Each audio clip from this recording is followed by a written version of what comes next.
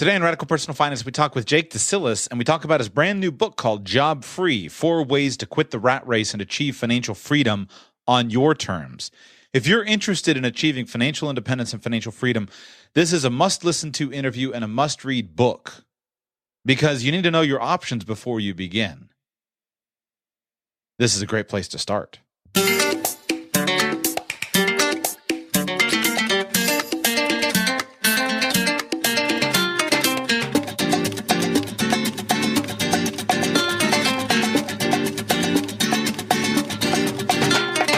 Welcome to the Radical Personal Finance Podcast. My name is Joshua Sheats, and I'm your host. Thank you for being with me today.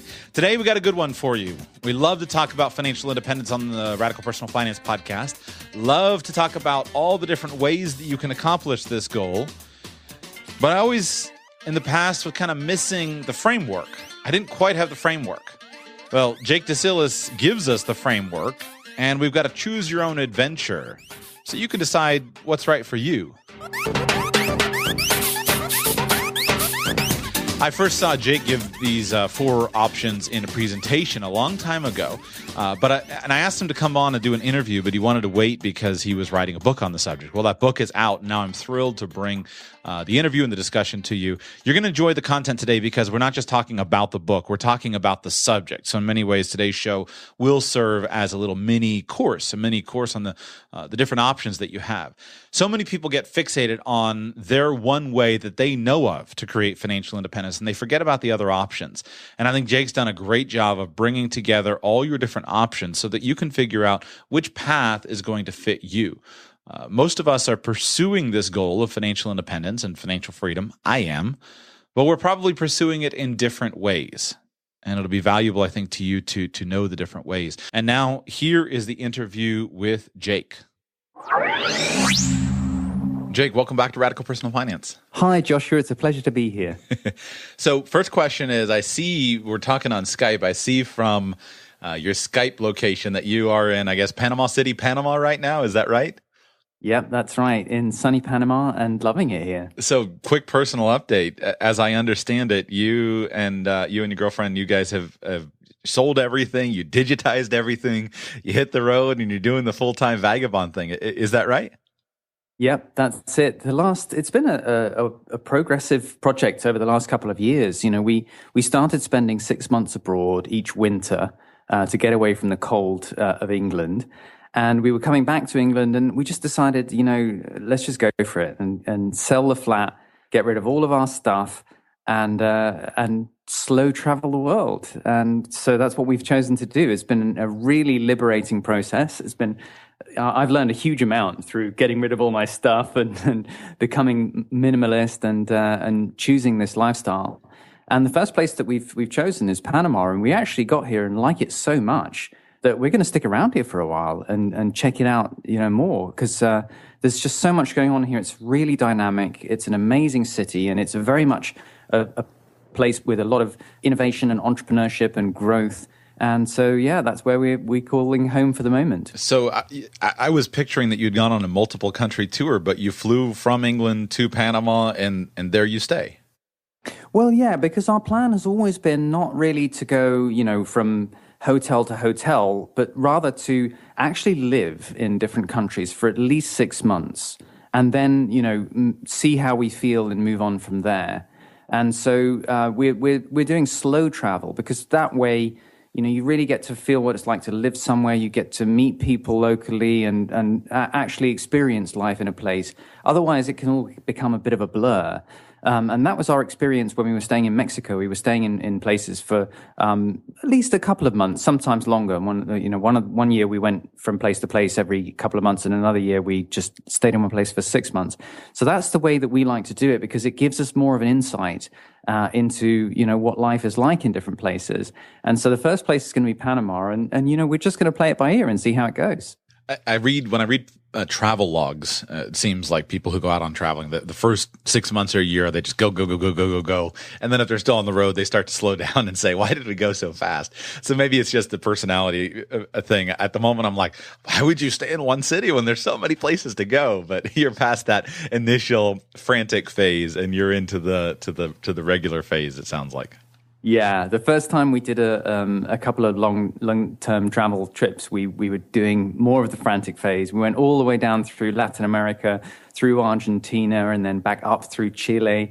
And it was great. It was really good fun. But it's more of a holiday than living. And, we both have lots of things that we want to be getting on with as well. My wife runs a personal development website, and I'm writing and doing my podcast and stuff. So, that's the plan, is to actually experience life on the ground. And we've already met some really nice people here in Panama. So it's definitely working out the way we like it. Final question, practically speaking. So if you're staying that much time, like, what does selling all your stuff mean? I mean, how many suitcases do you have? Do you have things that you're shipping from each house, or are you really still in the we only have a couple of suitcases worth of stuff phase? No, we're down to 2 bags each. So one hold luggage bag and one cabin bag. And everything I own fits in those 2 bags.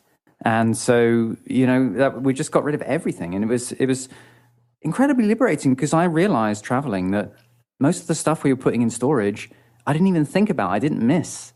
And, we're obviously renting furnished places. Right. And you can rent great apartments with all the furniture that you need and everything. And we're staying in a place that has a pool and has everything that we could need for a nice, comfortable life here. But, all of my photographs and my data and my projects, they all live in the cloud now anyway, or in encrypted drives in the cloud, or on, and places that I can access from the internet. And so really, we just have some clothes and our laptops. That's it. It's great. I've listened to some of your shows on the practical things you learned of downsizing, and we've made a lot of progress in our family. We sold our big house, got rid of a lot of stuff there, and I've got a giant bin full of photos, and I keep thinking, okay, am I going to follow through and get these things digitized? I got a giant bin of old CDs, and I got to go through and digitize and get rid of all that stuff. And my CDs aren't even the music, which is easy. If it were just music, right. I just dump them. They're all personal development stuff, which is a little harder to stream on Pandora. But it's inspiring, and who knows, maybe we'll join you someday. So I want to talk about this book that you have recently published. I'm very excited for it.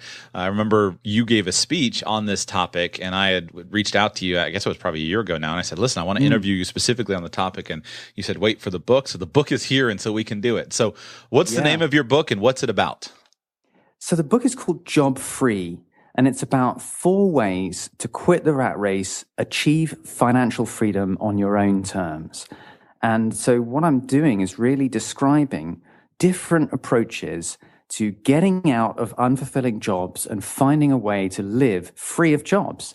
And that's the sort of aim of the book, is to really provide an overview of the different approaches that you can take, both based on my own experience, having gone through entrepreneurship and building and selling a business, and also based on all the people that I've interviewed who found different ways to live job-free. I love the topic, and I wish I'd written the book. I'm just going to steal it from now on. It's on my required reading list.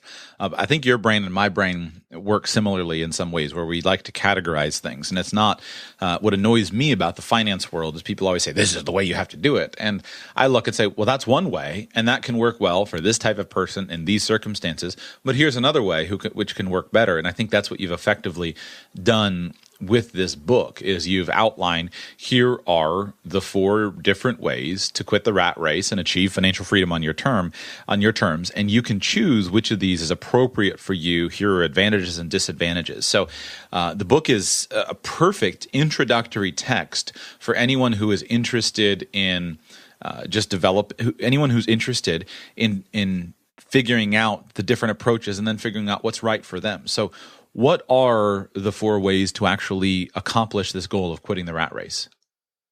Right. So the 4 ways that I've found, I mean, everyone's journey is different. And I've interviewed a lot of people on my podcast and read different people's stories. And some people combine different approaches. But I think it's helpful to think of 4 fundamental approaches that you can kind of take bits from. And so the different approaches that I've found are, I call them extreme saving, which is very much in the tradition of the sort of Joe Dominguez, your money or your life. You have a job and you save and save more than 50%, ideally 75%, till you can get to the point of financial independence. And then you live job free, because you can just quit your job and live from your investments. So that's one approach. But there are other approaches too. I mean, there's an approach called unjobbing, which is an approach which is to say, well, I don't want to work for somebody else. I don't want a job that's unfulfilling. I want to do work that is meaningful to me and that I find fulfilling every day, that brings me joy and happiness. And sometimes that kind of work doesn't pay as much as a job that is less fulfilling. So people who take the unjobbing route are often freelancers, or they have multiple side hustles on different projects, but they choose often to live very frugally in order to do work that really brings them joy. And that way, it's not like a job. So that's the second one. The third one is really the idea of having a lifestyle business. And this is where you choose to develop a business that's going to give you income so that you have the freedom to live as you choose. And a lot of the people who choose location-independent lifestyles and have online businesses that give them an income and allow them to, not have to go to work every day, not have to commute and do all those things, but just live from that kind of income, choose this approach.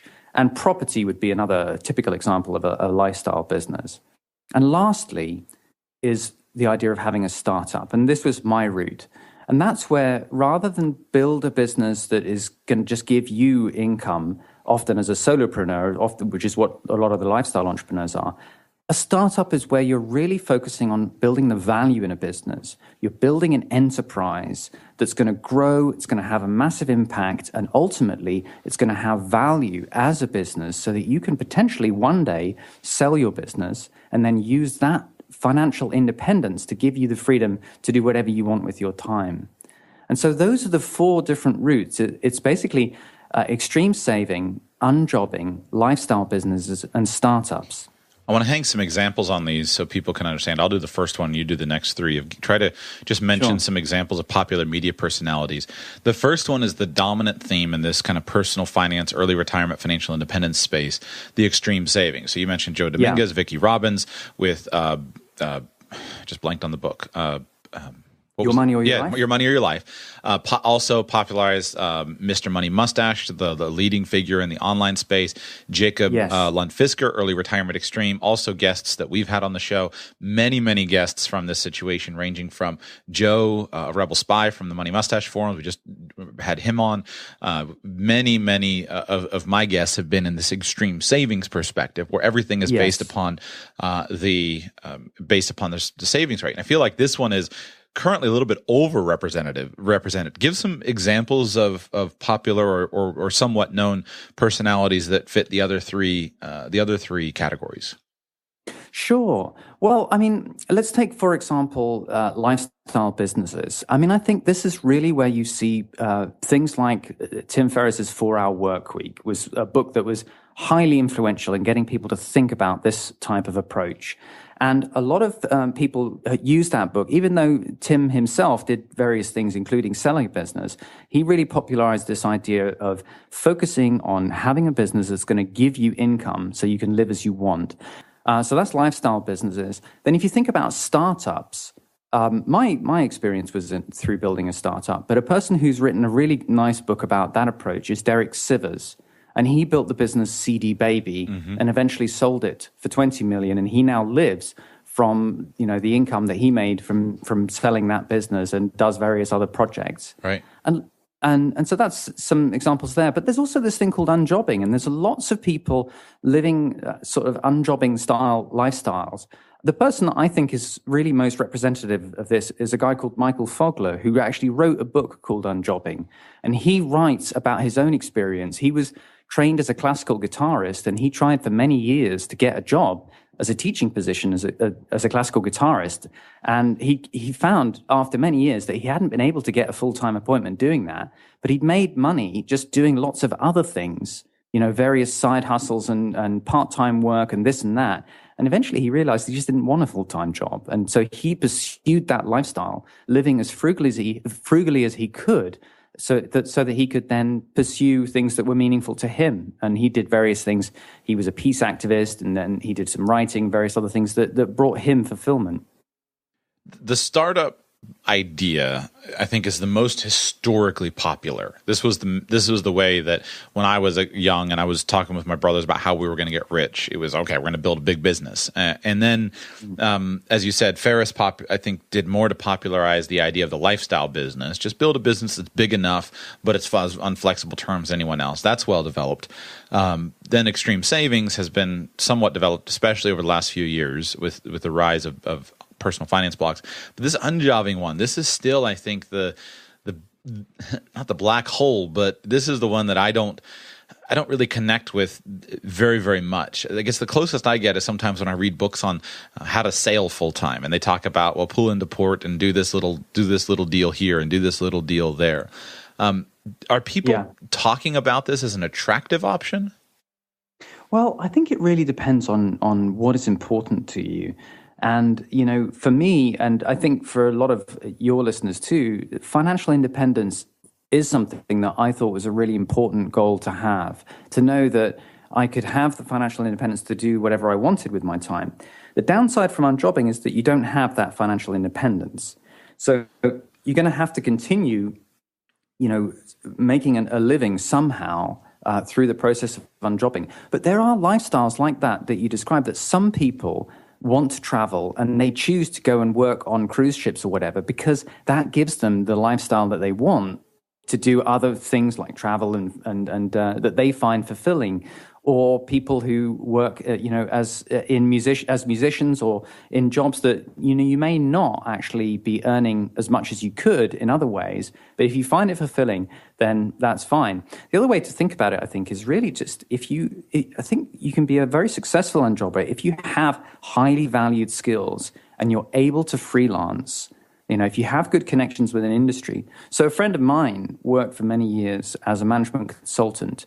And he loved the work. He found it very fulfilling, but it's one of the industries where it is totally full on. You work very long hours, you work very intensively, and you do earn fairly good money as an employee.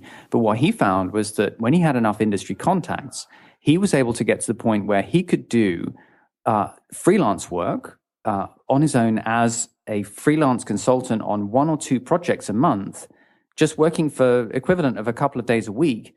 And it was work that he enjoyed, but he didn't need to do all of the stress and hassle of being within a firm and having the constant pressure that goes with the employee status. Tell us the Elliott Hulse story. What was his path? So Elliott Hulse is another person who I think represents a similar approach to the unjobbing approach. He's very much someone who's interested in ways of finding out how you can work on things that are fulfilling to you. And he's basically a YouTube personality. He has a couple of YouTube channels. He's a strength trainer, and his approach is very much about, he runs a business and a gym and teaches people to become the strongest versions of themselves, as he puts it. And basically what it is a whole kind of philosophy of life built around his strength training, which is not just in terms of exercise, but also in terms of what it means to be the strongest version of yourself. And the reason I think he's interesting from the unjobbing perspective is that he's talked a lot about how important it is to him to not be constrained by some unfulfilling job and to find a way to make it work in doing what is fulfilling to him. And that's actually what he's done. And he's actually very successful in his business. And he's also got a page called the Job Manifesto, which he talks about this idea of finding a way to work outside the job paradigm. So whereas Michael Fogler, who wrote the book Unjobbing, is an example of someone who lives very, very frugally because that allows him to do the things that he wants to, Elliott Hulse is an example of someone who's built a business around what he's truly passionate about. And so it's not really work to him because he really enjoys doing it, but it's also a very successful business. I'm not extensively familiar with Elliott Hulse's work, but I do know that I saw a presentation from him at one point that dramatically affected me. And he was talking about simply not accepting any other alternative and just being willing to do whatever it takes and to utilize the resources that many people ignore. And his point, and I think this may have been reality in his story, correct me after I share the story, please. But his point was that in today's world, if you got to go down and live in the homeless shelter and get food stamps to get your groceries and get handouts in the homeless shelter, and then go and build your business using the free computer at the local library and get so that you can, in his case, you live you live like a homeless person or wherever you can get, so that you can have the $200 you need to go buy a camera and, again, edit the videos of the local library and publish them online. That just be determined and don't settle for nothing. Don't settle for it.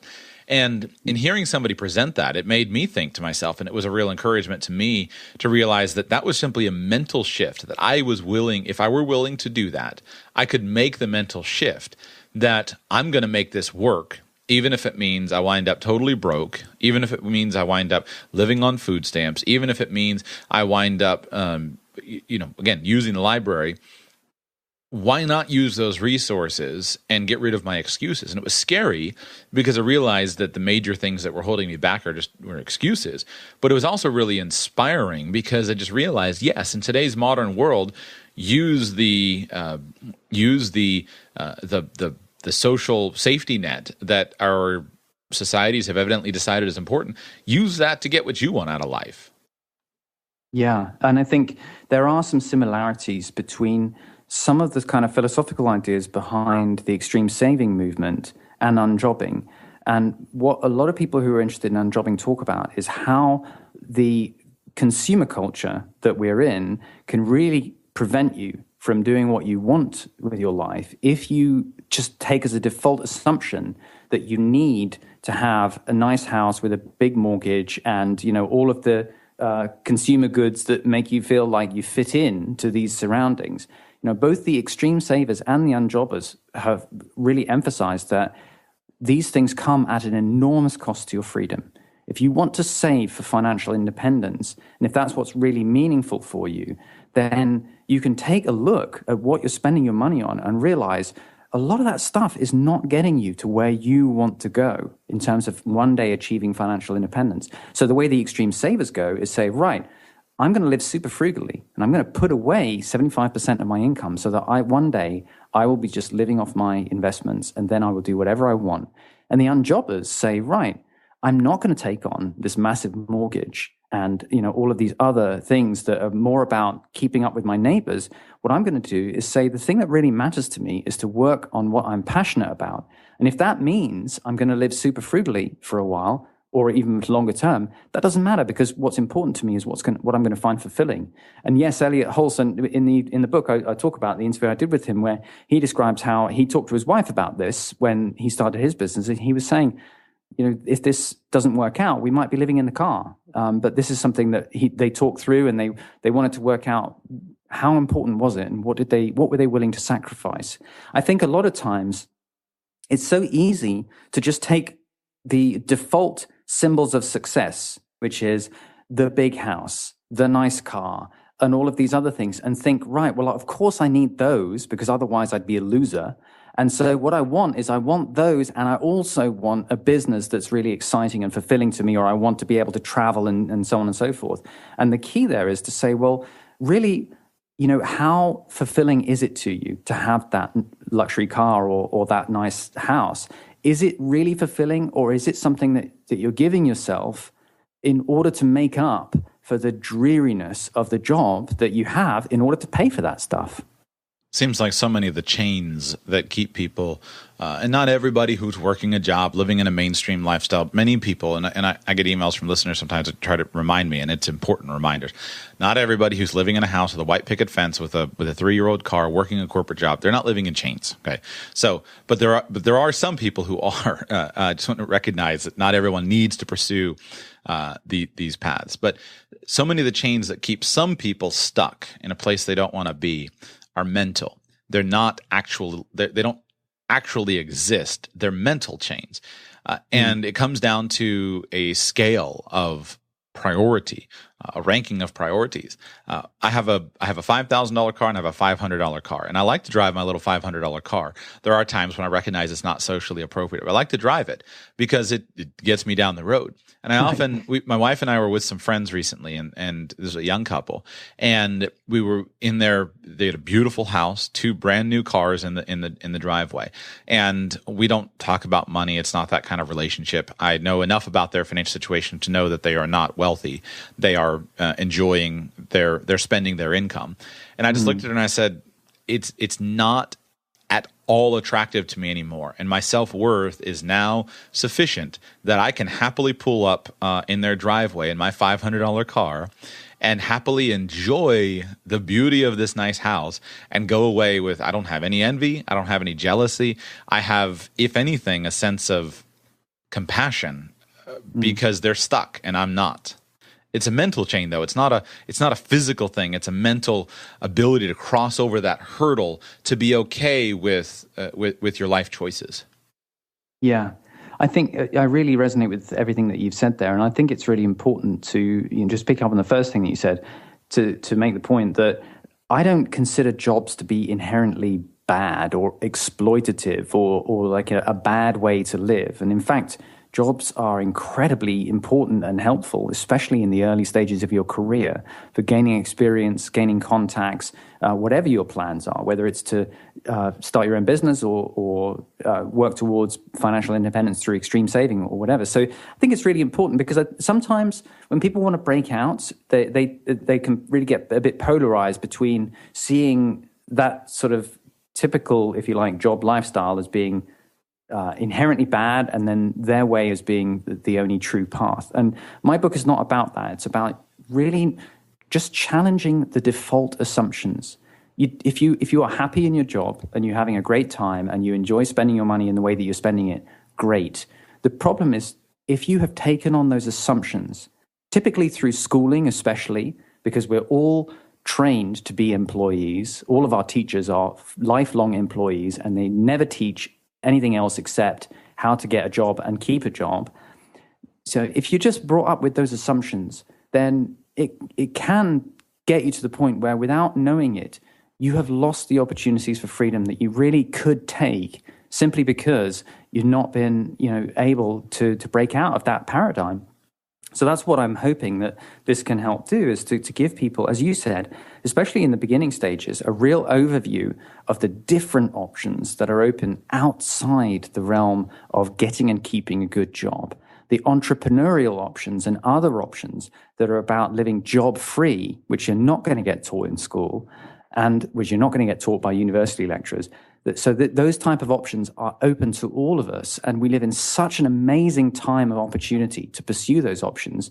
And the sad thing is, a lot of people just by default take on these assumptions and get into that lifestyle where before they know it, they've got huge debts, they've got a massive mortgage to pay off, and they're living on consumer debt and paying for things with credit cards. And then once you've taken on all of those responsibilities, it's much harder to really break out of it.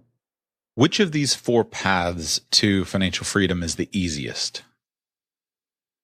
Well, I think it depends a lot on your character, on what you want, and on what's going to make you happy. I mean, for example, I think in some ways, if you're really stuck and you don't know what to do, then the default option I would suggest is to go for the extreme saving route.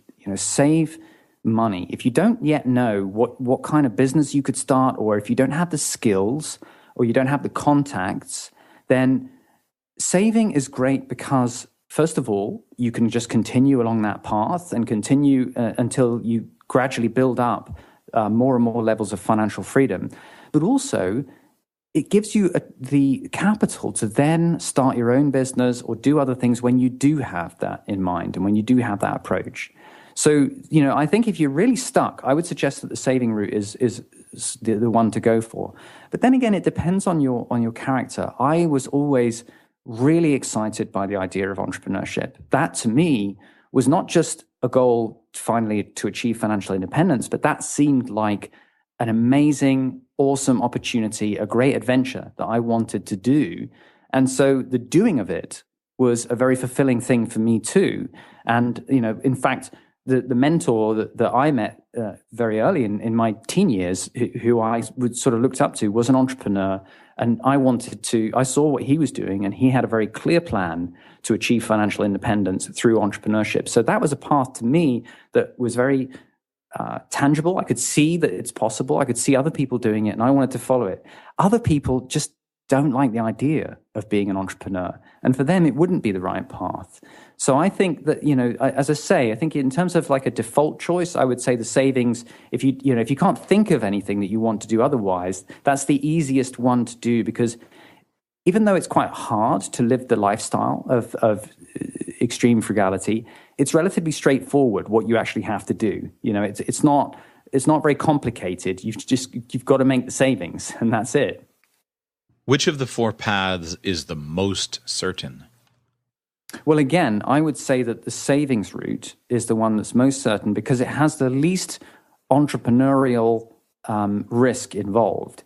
Having said that, the issue with the savings route, and you and I have talked about this before, is that it's got a limited upside because there are just limits to how much you're going to be able to save from a job, and there are constraints that when you get into entrepreneurship and you build a business, the potential upside, it's bigger, and that reflects the fact that it's riskier too. So the safest route, because it's most under your control, is to go for extreme saving in a job where you are able to, have a fairly steady career, and you're just really focused on the things that you control, which is getting your own spending really, really under control and putting away as much as you can.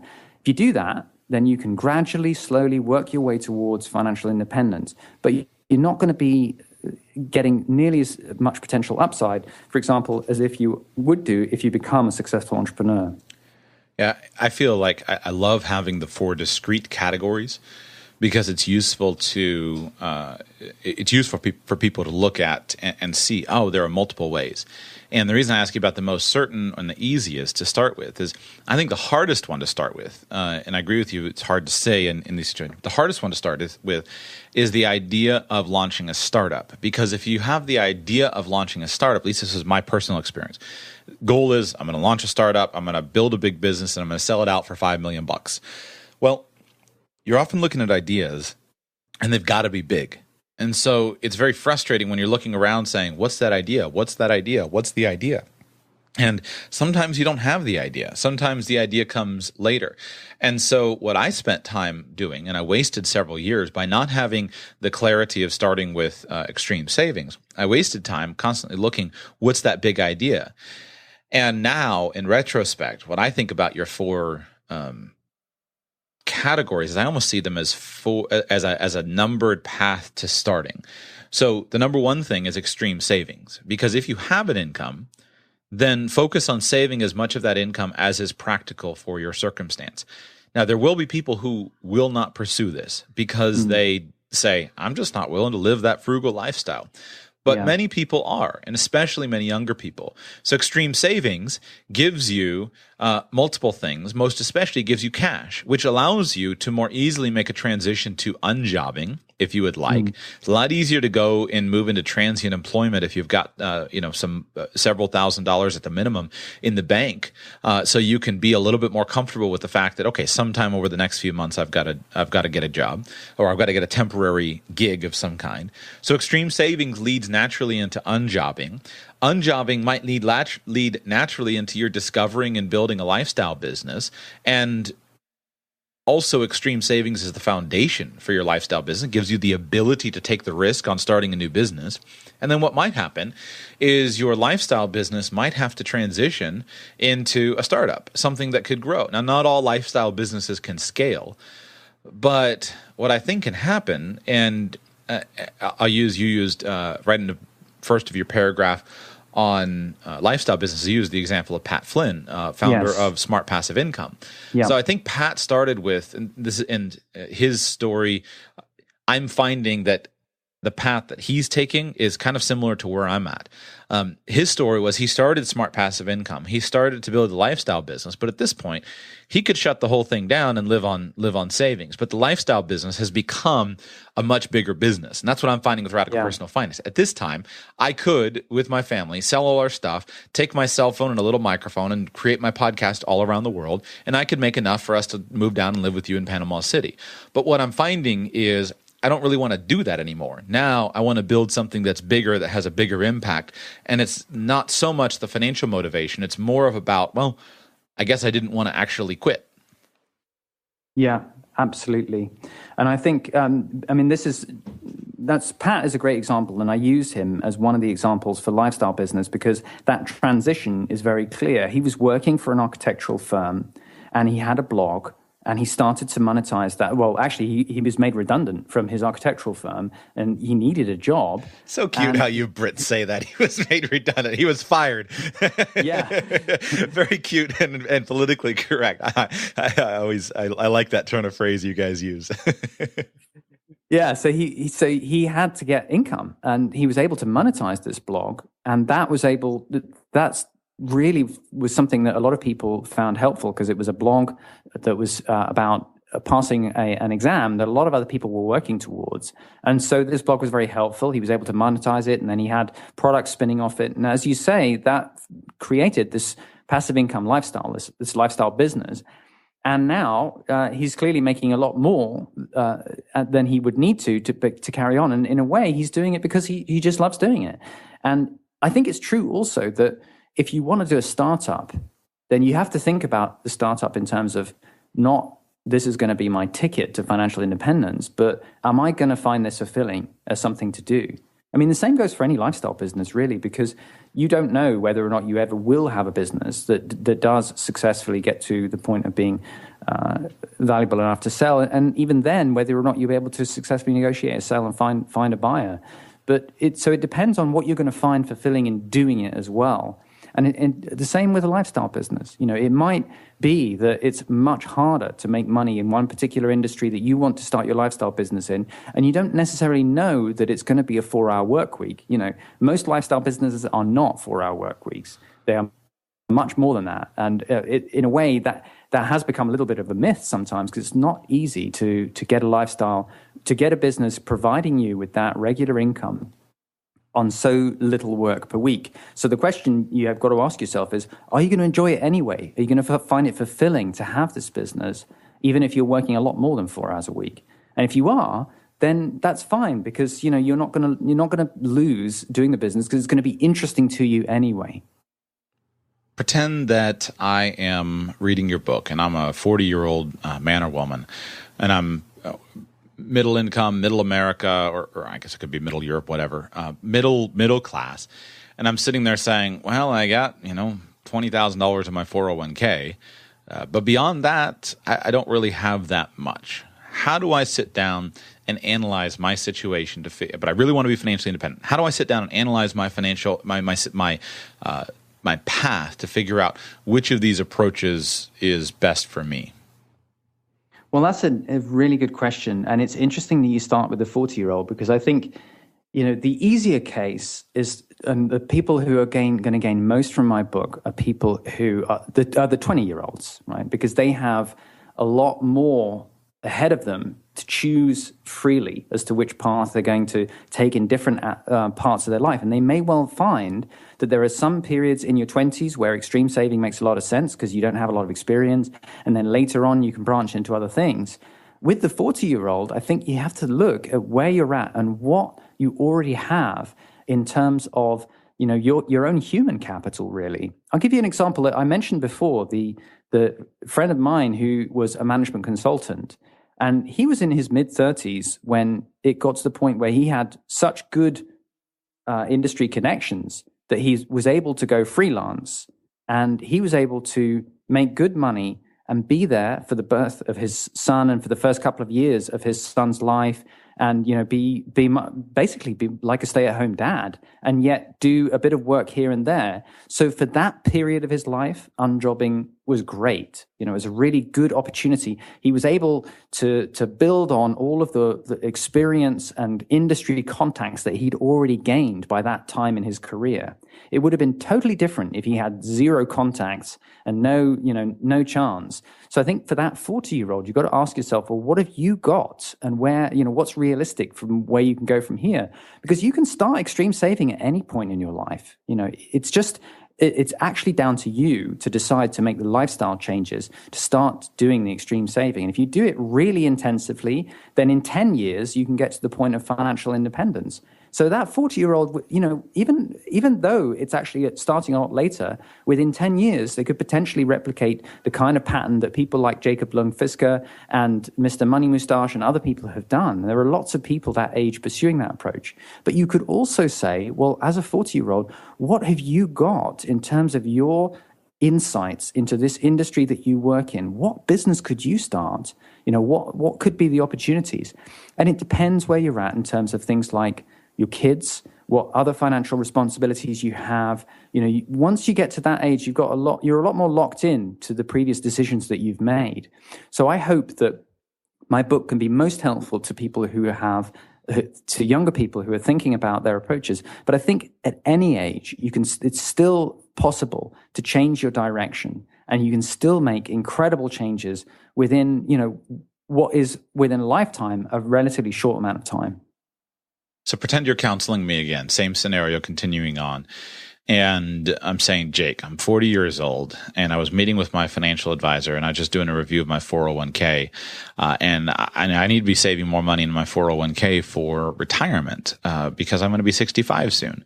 And my fear, Jake, is if I leave this job, I'm going to lose my 401k, and things are very, very uncertain. What do I do about my retirement? Well, I mean, this is, again, a really important question that each person has to decide their own approach to risk and to rewards.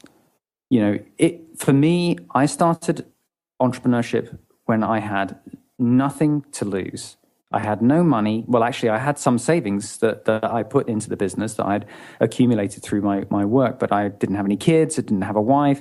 And I was able to just go for it. And I knew that after 5 years or so, if it hadn't worked out, well, then I would just go and get a job, and it wouldn't be such a big deal. And I would still have all of that runway ahead of me. I think it really depends. For the person who's 14, who's really worried about their retirement, and if they're very risk averse, then the least risky route is always going to be the extreme savings route. Because that route is always going to be the route that you stay and take advantage of whatever career position that you have. But it depends how important it is to you to be job-free. That's what my book is about being job-free and about living outside of a job and having the freedom to be your own boss, to not have somebody else to answer to decide for yourself how you want to live. For some people, that's really important, and it's worth taking some risks for.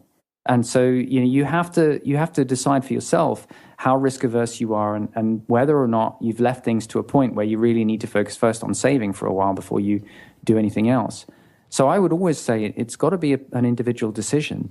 I was very focused on entrepreneurship, and I was really willing to just go for it on the understanding that, well, I could just lose 5 years of my life on something that doesn't ultimately work out, but I'll learn a huge amount in the process, and that's fine. I'm fine with that. I didn't mind the risk of failure, and I didn't mind the fact that that would then be at the end of 5 years a project that was just done. Other people find that really, really challenging, and in some ways, that fear of failure is actually what stops a lot of other people from really trying. I have a show title on my list of shows to create. I haven't done it yet, but the title is don't ask yourself the question of what will you do when you retire. Ask yourself the question, what would you do if you could never retire? And the idea is, why don't we focus first on, instead of talking about retiring comfortably, why don't we talk about working comfortably? Because the constant theme that I see is people who are financially independent, very few of them stop working. And so this idea that you must be financially independent in order to make the transition is, I think it's false. And by having these different paths, you can, I guess, feel more confident about some of the decisions. And then that was where I was kind of bringing in another aspect is retirement. There are multiple paths to financial freedom. And then even in and of itself, retirement it doesn't have to be done, even if you don't actually have to be financially free to build more of a lifestyle of freedom. And sometimes you might even go backward. I had a client of mine who taught me this lesson, and I've got the way he taught it to me was I came to do financial planning and I was working on his portfolio, but his portfolio wasn't very big.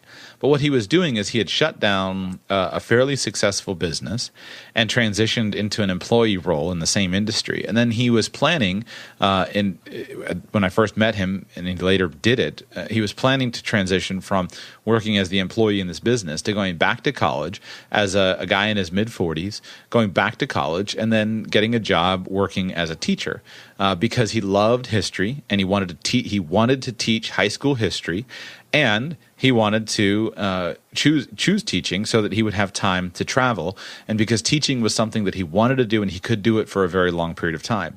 And so he was making this transition from kind of the ideal, the big business, back to employee, and then back to totally different job, because the job would create more of a lifestyle for him.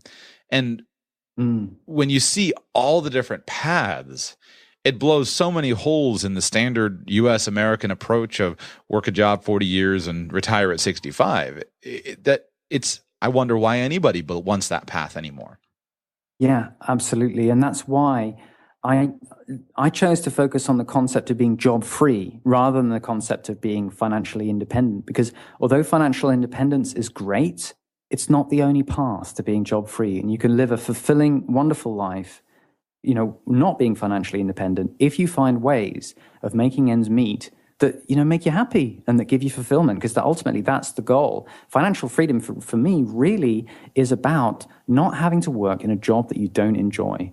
And if you don't have to work in a job that you don't like, then you have the freedom to do what you want with your time, whether that is more work that earns a lot of money or work that is fulfilling and doesn't earn so much money. And in many ways, that's the key, is that breaking out of the paradigm of success being essentially continually earning more and more until you get to the point where you're playing golf as a retiree. Because ultimately, by that time, first of all, I don't like golf, so it wouldn't be much fun for me. But by that time, you don't have the chance to really enjoy it because you've been stressed out all the way through your career trying to ultimately earn more and more money.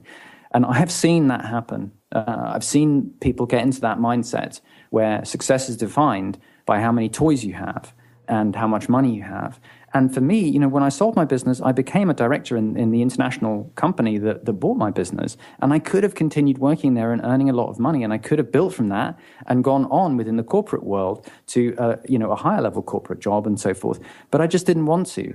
And when I stopped working, when I actually then, at the end of the earn-out period after I'd helped integrate my company, I stopped working to do things like travel and write books and do podcasts. And all of these things involved me taking a massive cut in income that I could have had if I'd stayed in that corporate world. But I didn't need it because that money wasn't ultimately going to be nearly as fulfilling to me as the lifestyle of traveling the world with my wife, seeing all of the amazing, beautiful things that there are to see, expressing my thoughts and hopefully being able to help other people through my books find freedom in their own way.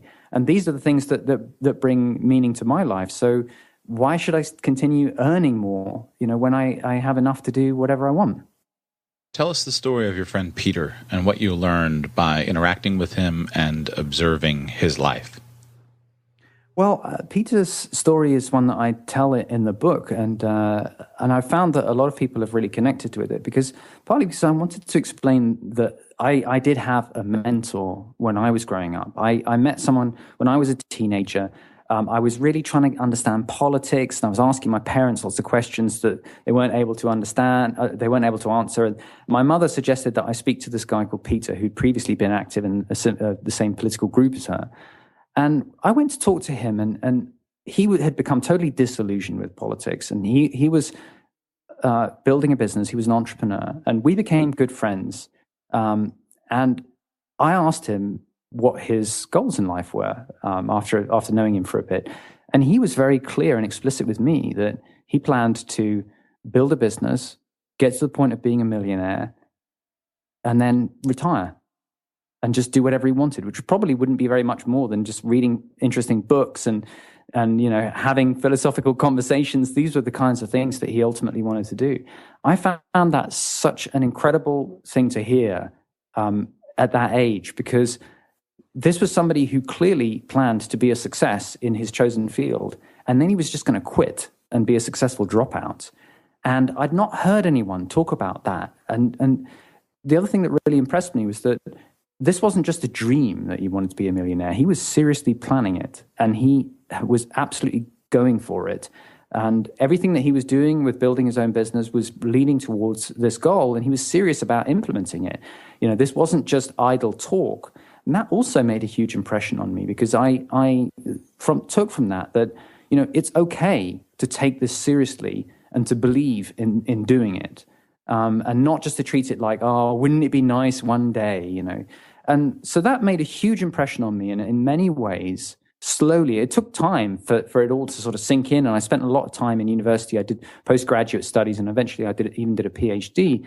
But when I left university, I started my own business, and I very much was following in his path. He was an inspiration to me. And I was following in this idea too, that I could live a life free of jobs. I could build my own business, work for myself, and then I could also at some point just retire early or do whatever I want with my time. What was interesting to me, so that was my mentor. And in many ways, by writing this book, I'm hoping that other people can see lots of stories of people who've done this. And this is one of the things about the book, is to present not just Peter's story, but different stories from other people who I've interviewed who've done this in their own way. But an interesting thing happened with Peter, which is that later on, after I'd been working very hard and building my own business, I finally managed to meet up with Peter again. I hadn't seen him for a long time because I'd borrowed money from him to start my business. He'd been incredibly supportive. And what I found when I met up with him again is that he was now a multimillionaire. He'd blown way past his original dream of becoming a millionaire. He was still making more and more money. He was incredibly successful, living in a mansion, and he was incredibly unhappy. And, what had happened is that his goals had changed, and he became more and more interested in the sort of more like outward shows of success, having the luxury car, having the mansion, having lots and lots of women that he was seeing, and lots of women who were interested in him. He gave up on love, and he just wanted to, basically sleep with lots of beautiful women, which he was able to do because there were always lots of people who were interested in someone who's obviously very rich and successful like that. But what I saw was that he was unhappy, and that his life, was not fulfilling to him. And that made a huge impression on me too, because I never gave up on his original dream, which was always a big inspiration to me. And I think it's really important to ask yourself how much is enough and what you really want. Do you want money or do you want freedom? And for me, it was always freedom. And money is just a means to achieve more freedom in life. And so, I had a mentor who was a great inspiration to me, and who also was an inspiration again in a way, because he changed course, and our lives went in different paths, but I still learned a huge amount from it. I'd like to ask you a philosophical question. You're writing this book and exploring these concepts, which are expressing the fact that money as a goal in and of itself is rarely fulfilling. Rather, it's a tool, and then you've described the story of you walking away from it. But philosophically, I believe that although you write in the book that at 13 years old you were trying to become a Marxist, at this point I would say that philosophically you see the value of a capitalist economy.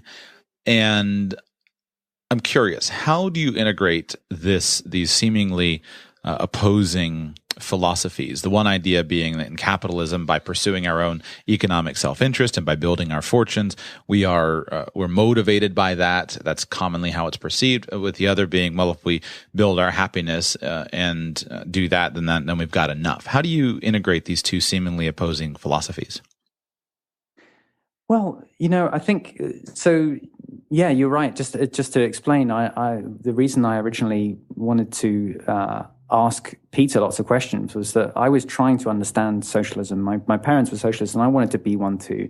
And I was reading Karl Marx's Das Kapital and trying to make sense of it. And Peter was actually someone who was incredibly well read and had previously been interested, a Marxist, and been interested in all this stuff. And it was through our conversations that I realized that none of that stuff made any sense. Not only was it logically flawed, but also incredibly destructive ideology. And Peter recognized that too, which was something that I really admired, was that he had the integrity when we talked about it under questioning to acknowledge the faults in the arguments and to acknowledge how destructive they were. But I also think that does not mean that, entrepreneurship is all about grabbing as much as you can and that, the one with the most toys wins, so to speak. What I see it as is it's the opportunity to live freely, which means that you choose for yourself what is important in terms of what you consume. If you want to consume luxury goods, if that's what makes you happy, do it. I don't think there's anything evil or wrong with that. Personally, I just don't think it's a very wise choice, given the cost benefits for myself. It doesn't make any sense. I have never owned a car, and I don't miss it.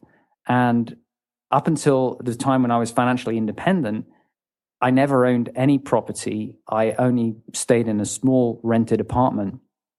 And I eventually bought a place once I'd sold my business, but I didn't miss it. It wasn't important to me. And so what I see as really what's so exciting about entrepreneurship and about the ability to be an entrepreneur on the market and provide value to others is you can choose at what level you find fulfillment. If you find fulfillment having a tiny lifestyle business that brings you just enough income to live in a low-cost place like Mexico or somewhere else, and you're having a great time, good for you. I think that's a wonderful way to live. If you want to build, the next billion-dollar business, and that's what you think is going to be super exciting, then fine, good for you too. I think it's a question of your choice and your freedom, and it's not a question of, on the one hand, everyone has to, we have to collectivize everything and nobody should have anything more than anyone else. And on the other hand, somehow a free market approach is more that, everyone's got to grab as much as they possibly can. I think the freedom that matters to me is the freedom to choose for yourself and for everyone to have the choice of the lifestyle that makes most sense to them. And I think money is an incredibly valuable tool, but not the end in itself. And so that's sort of how I see that philosophical difference. Yeah, I think that's a good point. And that's where the distinction, where when you get into political philosophy and political ideology, many times I've seen that the wealthiest people tend to be extremely generous. And what is frustrating to people, especially who are wealthy, is that it's when it's their choice to be generous. Taxation is not charity. Taxation is theft at the end of a gun. And so regardless of whether it's taxation to support the president's White House in the United States or whatever the equivalent is in the UK, or whether it's taxation to support the global war machine, or whether it's taxation to give to the poor person down the street, the reason doesn't matter. It wasn't a voluntary choice. So that's very different than generosity and charity, which many people find, at least many of the wealthy people who I've worked with, they find a deep sense of meaning and purpose behind that. So often people just see those political ideologies or those philosophies as the whole idea of capitalism is to get as much money as you can. Well, that's not true. It's the freedom of choice, as you describe. Go ahead. Yeah, and not only that, but also the thing that's really exciting to me is that being an entrepreneur, and most of these job-free lifestyles have some element of entrepreneurship in them. That is about providing value. That's how the world gets better. These are positive, non-political things that you can do to make a real impact on the world. Not only is it great to achieve as much freedom as you can in your own life to find fulfillment, but I see true entrepreneurship the kind where you're a genuine entrepreneur providing value to others, as how the world gets better. That is how we have all of the great benefits of all of the innovation and amazing things that power our lifestyle today is through entrepreneurs. It's entrepreneurs that brought those things to the world, because everything through entrepreneurship is voluntary. And one of the great benefits to me of living a job-free lifestyle is that you get to choose according to your own ethics how you make money and what you think is the right way to live. Jake Desyllas makes this point in his book about his business, that when you start your own business, you're creating your own little utopia. It's up to you to decide how people should be treated, what you consider to be decent and the right way to live. And you can do it. You can choose to do good in your own way by providing value voluntarily. And you don't have to, put up with any nonsense from an employer who may have a vision that's different to yours, who you may think they don't have as much integrity as you. If you have if there's any question of the integrity of the business, it's down to you, and it's your responsibility to do that. And that's both a challenge and a wonderful opportunity. Yeah, that's you've said it well. And that's what's so frustrating to me about most modern political conversation is what has happened in our modern era is we've come to the point where people often say, well, the way that we make change is I force my desired change on everyone else and then everything will be fine. Instead of people saying, I'm just going to go make change. And that's why one of the reasons why I love entrepreneurship. There's a famous story, I forget the guy's name in his business, but there was the guy who, CEO of a company up in the Pacific Northwest in the United States who, cut his salary, his very high salary, and cut his salary down to $75,000. Increased all of his employees' wages massively, and he had all the news, these laudatory news stories about how wonderful this CEO was for this decision. And I fully supported his actions. But what made me so frustrated in watching scenarios like that was that everyone automatically wanted to use that as a reason to employ violence against everyone else or the threat of violence and say, well, that's why you should do that. So instead of saying, hey, let this guy lead by example and good for him, it's his money, he made the choice, it's automatically, well, we've got to cap all the other CEOs' pays. We got to cap everyone else. And we've got to automatically take our perspective and force it on to everyone else. And it's a major problem in the modern society that we automatically think of using force and saying, I'm going to force everyone else to do what I think is right, instead of simply saying, I'm just going to go do it. I'm going to show you how I do it. I'm going to run my business the way that I want to run it. And if you want to see change, you go run your business the way that you want to run it. Yeah, I think anytime you see a problem in the world, the most productive question you can ask is, how could I create a venture that would voluntarily help this problem be solved? And if you're right, then you've seen entrepreneurial opportunity. If you see that there's a pain point in the way that people live, and that it could be made better, you could save people time, you could save people heartache, you could save people whatever it is, then there's an entrepreneurial opportunity there. And the way with real integrity to try and help is to actually do it voluntarily, which ultimately means start your own business and help people. And if you do help people, they'll pay for it, and it will fund the business, and it will fund the whole venture forward in terms of making an impact on the world. This is, in fact, for me, the most fulfilling aspect of entrepreneurship. The financial independence is wonderful, but I suggest that whether it's a lifestyle business or a startup, I think if you do it because you are excited about making a difference, and in your case, Joshua, you are obviously excited about helping people achieve a better control of their finances and more financial freedom, then the money is great. But every day that you do this, you're really living your purpose, which is a wonderful way to live. Yeah. Jake, as you were writing and researching and now finishing the publication of this book, what was probably the biggest change in your mindset? What was the thing that stood out to you as you were going through and editing, where you said, wow, I didn't quite see that before I started this project, but now I really see this point? I think what changed for me is that through doing this research, I started from a position of being an entrepreneur, and I very much was in the startup route. And I saw that, as I mentioned before, my mentor, the person that I looked up to, had taken this route. I saw that as freedom. And what I realized, the more people I interviewed on my podcast, The Voluntary Life, and the more I found that there were other people who had achieved their own sense of freedom and their own job-free lifestyle in different ways, the more I realized that, it's not just my way. There are other ways to do this.